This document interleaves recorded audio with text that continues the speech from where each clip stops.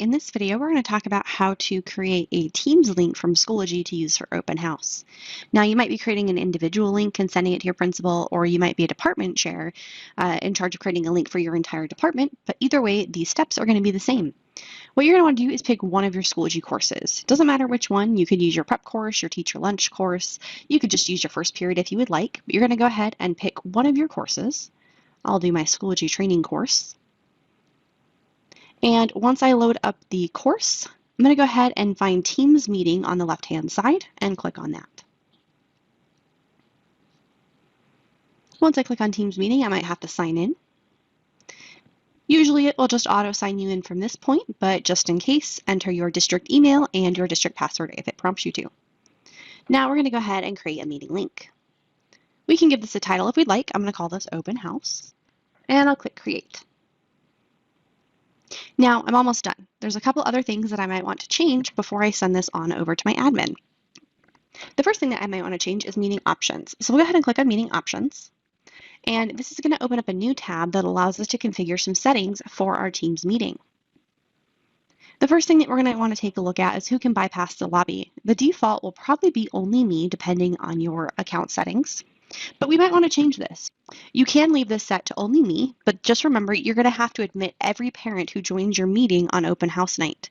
To make things a little bit easier, you can click this drop down here and say that everyone can bypass the lobby. That means you won't have to admit them, they'll just come right into the meeting.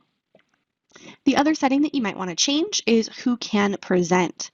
By default, that probably is going to be set to only me, but I would just check that. That way parents can't take over your screen and share their content. We'll leave this as only me. And then we can decide if attendees can or cannot unmute. Now this is in reference to their microphones. So if we hit yes, parents are going to be able to unmute and ask questions with audio. If you'd prefer they stay muted and use the chat, you could always turn this to no.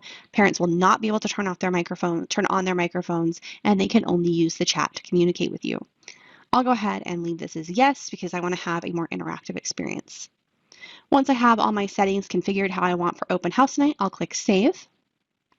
Once this is done, I can go ahead and close this tab. Now this link is ready to go. I can go ahead and click copy. And at this point, I could go paste this in an email to my administrator, my department chair, whoever needs this link so that they can communicate that to the parents. One other thing that I might want to do is I might want to save a backup copy of this link somewhere in Schoology.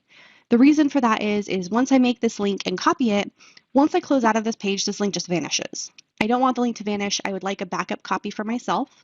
So what I'm going to do is I'm going to put this in my Schoology course. So I'm going to go to my materials page in Schoology. I'm going to add a material, and I'm going to add a file link or external tool. And because I copied this link, I'll go ahead and do link. I can come here and I can just right click and paste my link here. It'll be a really long link. That's okay. We'll paste it. And I'm going to call this Open House Link. And I'm going to go ahead and turn off display in Schoology, and I'm going to go ahead and turn off publish to students.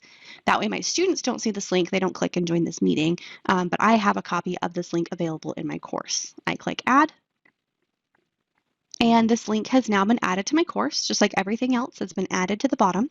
And I can just leave this as unpublished, and that way I have a backup copy of this link if I need it for open house night. That also means on open house night, I can just come into my course, click on the link, and it is now available for me to go into that Teams meeting.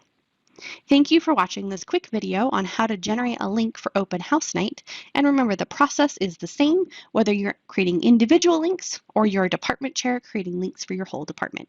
Thank you.